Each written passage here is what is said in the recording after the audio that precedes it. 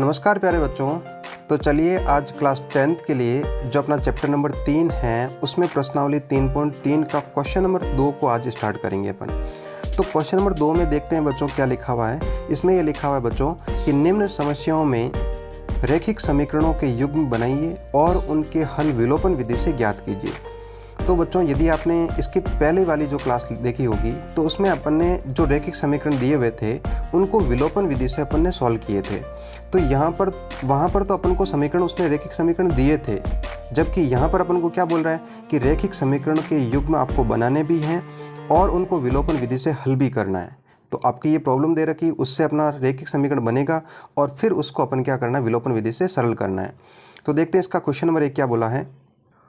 Question number 1 बोल रहा है बच्चों कि यदि हम अंश में 1 जोड़ दें तथा हर में 1 घटा दें तो जो भिन्न है वो 1 में बदल जाती है। इसका मतलब ये है कि ये किसी भिन्न के बारे में बात कर रहा है। और यदि हर में 1 जोड़ दें तो वह भिन्न 1/2 हो जाती है। तो वह भिन्न क्या है? तो यदि मैं आपसे ये पूछूं कि वो भिन्न क्या है तो आप बोलोगे सर हमें कैसे पता चलेगा। तो भाई हमको यदि पता नहीं है तो अपन क्या करेंगे, किसी भी भिन्न में क्या होता है या तो अंश होगा और हर होगा।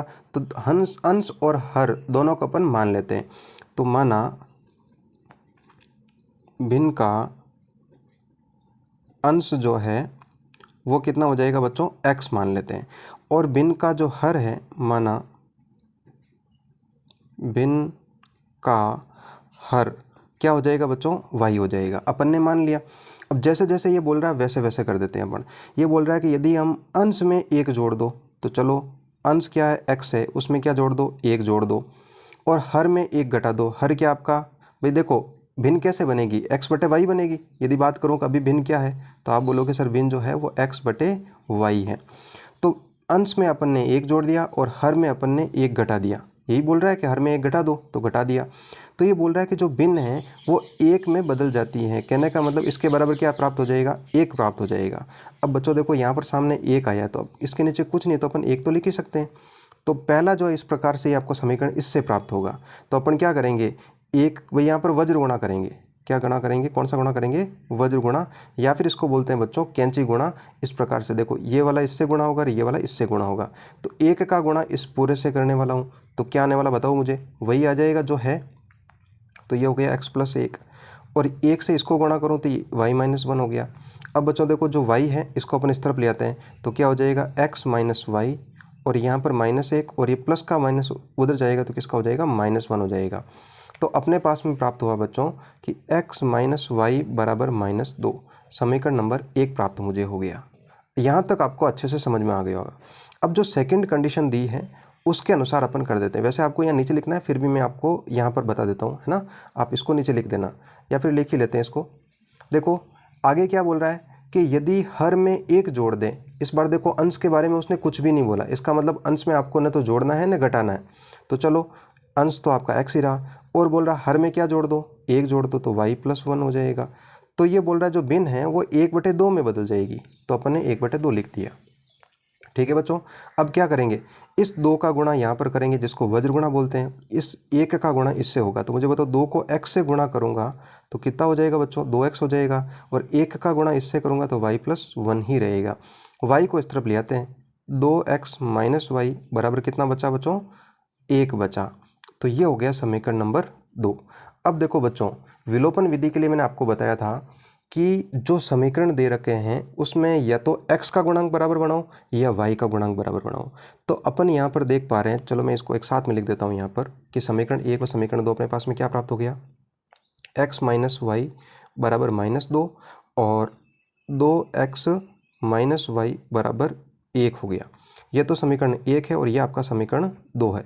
अब मैं आपसे ये पूछूं कि सर x का जो गुणांक है इसमें यहाँ पर तो आपका 1 दे रखा है और यहाँ पर कितना है, 2, तो वो तो बराबर नहीं है। बराबर नहीं है तो बराबर बना सकते हो। लेकिन अपन ये देख पा रहे हैं कि जो y का गुणांक है यहाँ पर कुछ नहीं, इसका मतलब क्या है, 1 है। यहाँ पर भी कुछ नहीं, इसका मतलब क्या है, 1 है। दोनों का गुणांक बराबर है तो अपन को x का गुणांक बराबर बनाने की आवश्यकता नहीं है। बनाओगे तो भी कोई फ़र्क नहीं पड़ेगा। तो अपने पास में y का गुणांक बराबर है तो अपन क्या करेंगे बच्चों, इस प्रकार लिखेंगे, विलोपन विधि से सरल करेंगे। देखो अब ध्यान से सुनना, इसको किस विधि से करेंगे, अब विलोपन विधि से हल निकालेंगे अपना, हल ज्ञात करेंगे। तो समीकरण 1 में से क्या लिखेंगे बताओ, समीकरण 2 को घटाने पर, चलो घटा देंगे। तो देखो इस प्रकार लिख दिया मैंने, x माइनस वाई बराबर माइनस का 2, और नीचे लिख दिया बच्चों 2x माइनस वाई बराबर 1। अब बच्चों घटाने के लिए आपको पता हो तो मैंने क्या बताया था कि इनका चिन्ह बदलना है। एक का चिन्ह प्लस है तो क्या हो जाएगा, माइनस हो जाएगा। y का चिन्ह माइनस है तो क्या हो जाएगा, प्लस हो जाएगा।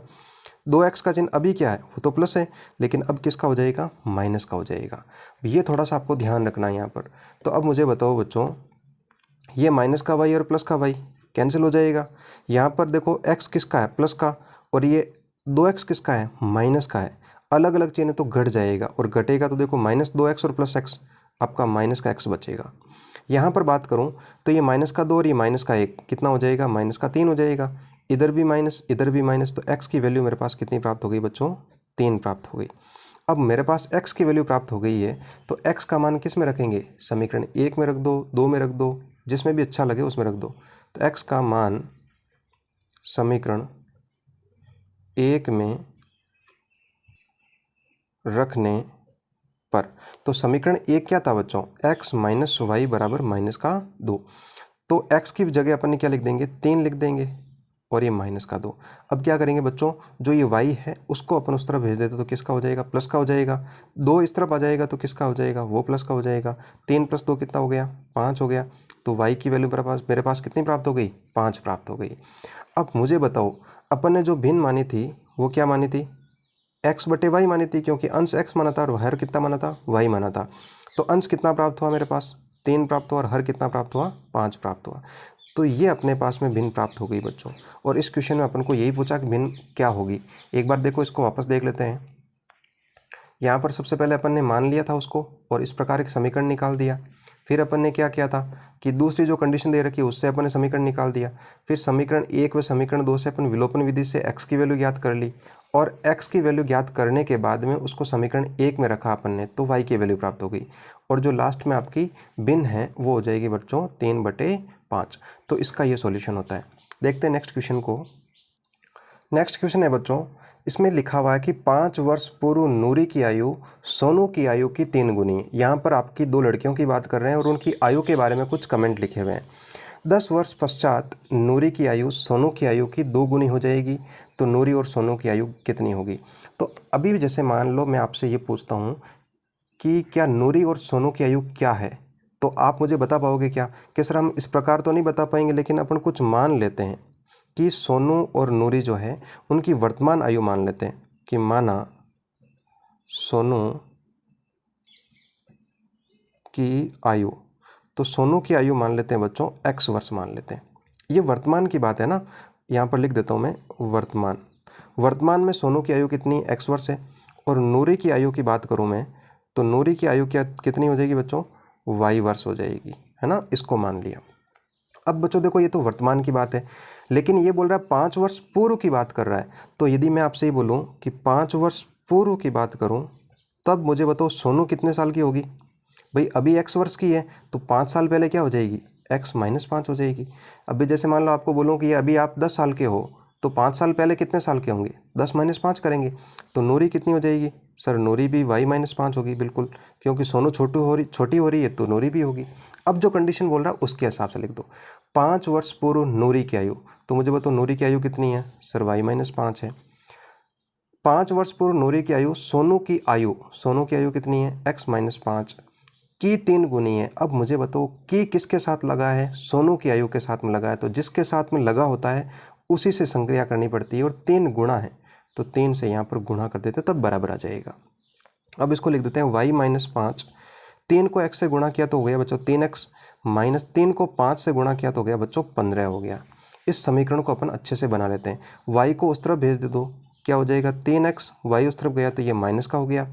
15 को इस तरफ भेज दो तो -5 और प्लस का 15, तो ये हो जाएगा बच्चों -5 और +15 कितना हो जाएगा बच्चों, 10 हो जाएगा। 3x माइनस वाई और बराबर कितना हो जाएगा 10। तो अपने पास में समीकरण प्राप्त हो गया बच्चों 3x माइनस वाई बराबर 10, समीकरण नंबर 1 प्राप्त हो गया। अब इसी प्रकार से जो दूसरी कंडीशन दे रखी है उसके हिसाब से दूसरा समीकरण ज्ञात कर लेते हैं। अब ये बोला 10 वर्ष पश्चात, अभी मुझे बताओ वर्तमान में उम्र कितनी है, x वर्ष है, तो 10 वर्ष पश्चात की बात करूं, 10 वर्ष पश्चात, तो 10 वर्ष पश्चात मुझे बताओ सोनू की आयु क्या होगी। अभी x है तो 10 साल बाद में कितनी हो जाएगी, x प्लस 10 हो जाएगी। नूरी की वायु है, y है सॉरी, तो 10 साल बाद में कितनी हो जाएगी, y प्लस 10 हो जाएगी। अब जैसे बोल रहा है वैसे लिख दो। ये बोल रहा है कि नूरी की आयु सोनू की आयु की 2 गुनी हो जाएगी। तो नूरी की आयु कितनी है बच्चों, y प्लस 10 है। सोनू की आयु कितनी है, x प्लस 10 है। और उसकी कितनी हो जाती है, 2 गुनी। किसकी, सोनू की। देखो ये लिखा है यहाँ, जिसके साथ में की लिखा हो उसी को अपन को क्या करना है, गुणा करना है। तो चलो इसको 2 से गुणा कर लिया। y प्लस 10 बराबर 2x प्लस 2 को 10 से गुणा करेंगे तो कितना आएगा बच्चों, 20 आ जाएगा। y को उस तरफ भेज दो, 2x माइनस वाई, 10 तो है ही है यहाँ पर, प्लस का इधर आया तो किस में हो गया, माइनस में हो गया। 10 माइनस 20 माइनस 10 हो गया, 2x माइनस वाई। अब देखो बच्चों क्या करेंगे अपन, इसको इस समीकरण को इस तरफ लिख देंगे कि 2x माइनस वाई बराबर माइनस का 10, समीकरण नंबर 2। अपने पास में ये दोनों समीकरण प्राप्त हो गए। अब इन दोनों समीकरणों को क्या करना है, विलोपन विधि से सरल करना है। तो विलोपन विधि से सरल करने के लिए आपको पता होगा कि जो चर दे रखे हैं उनके जो गुणांक हैं वो आपके समान होने चाहिए। तो बात करूं x का गुणांक यहाँ पर 2 है और यहाँ पर x का गुणांक 3 है, तो यहाँ तो बराबर नहीं है, तो बराबर बना भी सकते हैं। लेकिन अपन ने यहाँ देखा तो y का गुणांक यहाँ पर 1 दे रखा है, कुछ भी नहीं, इसका मतलब क्या है, 1 होगा। यहाँ पर भी 1 है, इसका मतलब y का गुणांक बराबर है। तो आपको दूसरा बनाने की ज़रूरत नहीं है। तो अपन क्या लिखेंगे, सीधा ही समीकरण 1 में से समीकरण 2 को घटाने पर, तो समीकरण 1 में से समीकरण 2 को अपन क्या कर देते हैं, घटा देते हैं। तो ये हो जाएगा बच्चों 3x माइनस वाई बराबर 10, और दूसरा समीकरण लिख देता हूँ 2x माइनस वाई बराबर माइनस का 10। यहाँ पर अपन लाइन कर देते हैं और इनके चिन्ह बदल देते हैं। तो ये माइनस का किसका हो जाएगा, प्लस का हो जाएगा, ये माइनस वाला प्लस हो जाएगा, और ये प्लस का किसका हो जाएगा, माइनस हो जाएगा। 3x में से 2x चले गए तो x बच गया, ये माइनस का और ये प्लस का कैंसिल हो गया। और यहाँ पर देखो बच्चों 10 प्लस का और ये भी 10 प्लस का कितने हो गए, 20 हो गए। तो x की वैल्यू मेरे पास कितनी प्राप्त हो गई, 20 प्राप्त हो गई। अब मुझे y की वैल्यू प्राप्त करनी है, तो अपन क्या करेंगे, x का मान समीकरण 1 या समीकरण 2 जो भी आपको अच्छा लगे है ना, उसमें रख सकते हैं। रखने पर तो समीकरण 1 है बच्चों 3x माइनस वाई बराबर 10, x का मान 20 रख दो, 3 गुणा 20 माइनस वाई बराबर 10। अब देखो बच्चों यहाँ पर ध्यान रखना आपको कि 3 को 20 से गुणा करूँगा तो कितना हो जाएगा आपका, 60 हो जाएगा बराबर 10। देखो y को उस तरह भेजते हो तो भी ठीक है, नहीं भेजते हो तो भी ठीक है। जैसे अपन मान लो नहीं भेज के देखते हैं, तो यहाँ पर ये माइनस वाई यहीं रख देता हूँ, 10 माइनस का 60 हो जाएगा, तो माइनस वाई बराबर माइनस 50 हो जाएगा। तो अब मुझे बताओ इधर भी माइनस इधर भी माइनस, क्या हो जाएगा, प्लस हो जाएगा। तो y की वैल्यू मुझे बताओ कितनी हो गई, 50 वर्ष हो गई। अब देखो x अपन ने किसको माना था, x माना था बच्चों सोनू की वर्तमान आयु मैंने मानी थी x वर्ष मानी थी, और x की वैल्यू मुझे कितनी प्राप्त हुई, 20 वर्ष प्राप्त हुई। और नूरी की वर्तमान आयु मैंने क्या मानी थी, y वर्ष मानी थी, और y का मान कितना आ गया बच्चों, 50 वर्ष। तो इस प्रकार से इस क्वेश्चन का अपन को आंसर निकालना है। तो आशा करता हूँ कि बच्चों आपको बहुत अच्छे से समझ में आ रहा होगा। मैं पूरी कोशिश कर रहा हूँ आपको समझाने की।